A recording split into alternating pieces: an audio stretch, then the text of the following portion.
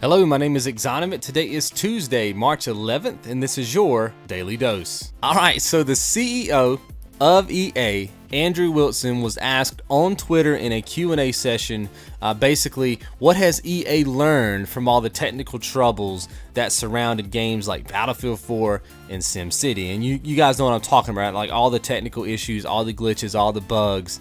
And this is what he said, and I quote this: "Building games is very hard. When you push innovation, you miss other things." And then he also stated, "We've changed our process." Obviously, he's talking about the way that they go about, making games. He went on to say stuff like that, all of the technical issues that Battlefield 4 has not hurt its following or its credibility. I don't know how that's possible, because I know it's affected my credibility with the franchise and my following of the franchise. And Battlefield 3 was one of the games that even got me to play multiplayer in the first place. Before Battlefield 3, I had never even wanted to play multiplayer. So right off the bat, that's a lie, because I know it's affected my take on the game and the way that I experienced the game. And I'm going to give Battlefield 4 this weekend one more shot to prove to me that it's fixed. I'm going to be playing it on the PlayStation 4. I'm going to play for 4 hours. That's all I'm giving it. 4 hours. In 4 hours, I'm going to know whether that game is fixed enough for me to, for me to go out and give it my time and my effort to put into the game. I'm not going to be buying the game this weekend. I'm going to be getting it through Redbox and, getting it for a couple of bucks, seeing what I think. If I like it, obviously I'll go out and spend the 60 on it. But I don't know, man. Look, here's the thing. You don't get to push innovation at the expense of my $60. Now, that's just the way that I feel about it, right? Taking my gamer hat off for a second, putting on my consumer hat, right? I don't want you pushing at the expense of my $60. I don't want to be beta testing your innovation. You see what I mean? Now, it's okay to innovate, but you got to make sure when it hits the market that you've innovated and that you fixed everything. You hear what I'm saying? Like, people say this all the time about open world games, right? Like open sandbox games, is that, I think I've brought this up on the channel before. Well, the game is an open world game, and that's almost like a sweep it under the rug type thing. It's gonna have bugs and glitches because it's an open world game. And that's true. Granted, with an open world game, there's more stuff to consider, there's more code to write, there's more interactivity with what's going on in the game. I hear you loud and clear. But maybe, just maybe, when you're in the boardroom trying to figure out what your game is gonna be, maybe you should say, maybe it shouldn't be as big as we want it to be, because our aspirations for what we want this game to be is going to be so quote-unquote innovative that it's going to break the game. It's going to be buggy. It's going to be glitchy, right? And maybe you should back it off a little bit. To me personally, and I've said this before, I would rather you make your world smaller and it be smoother for me to play through than bigger and for me to have glitches and bugs and possibly game-breaking glitches that would pretty much make my $60 have no value. You see what I mean? But it's like, hey, this guy right here is the CEO of EA, and that's what his defense is for a game like Battlefield coming out as buggy as it was. Is, hey man, we just pushed innovation. First off, tell me what they did in Battlefield 4 to be innovative. Now, in this article, he's saying that, well, 64-player online with consoles, that was tricky to do.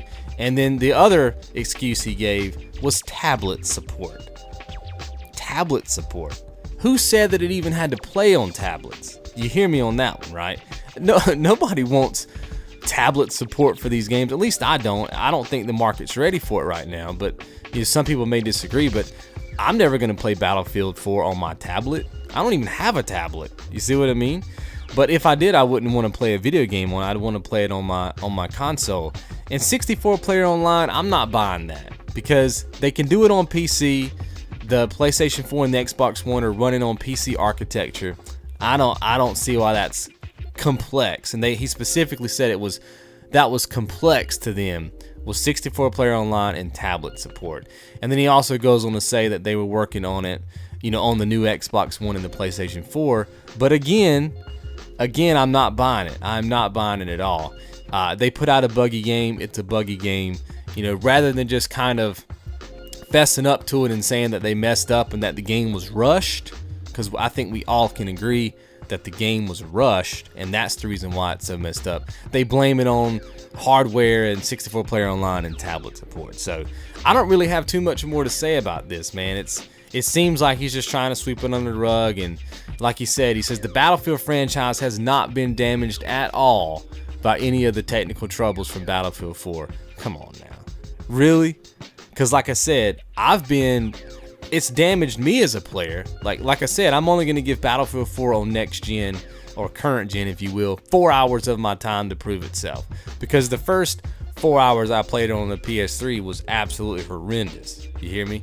So that's my take on it, guys. I think this is just a sad way of trying to cover up a mishap. You know, trying to cover it all. I just wish that more developers would be mature about it and say, yeah, we just jacked your game up.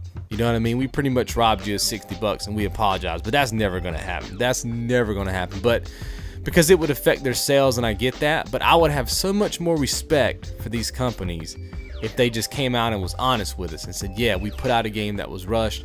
We apologize. We're going to do our best to never let that happen again. You just don't hear that these days. You get stuff like, well, we try to be innovative. You know, that's the thing. Again, I don't want you to be innovative on the expense of my money. You see what I mean? Be innovative, but do it behind the scenes. When the game goes live, you know what I mean? It needs to be innovative, but it needs to be fixed. You see what I mean? And you can't blame it on the fact, well, we were just trying to push limitations and all this kind of stuff. Not at the expense of my $60. Let me know how you guys feel about it. Talk to you tomorrow.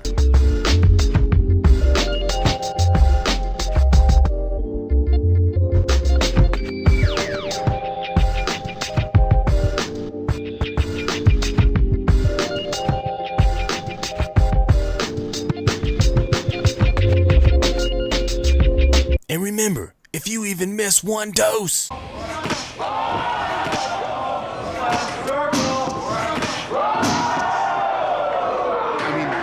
one of the nastiest knockouts I've ever seen in the fight business.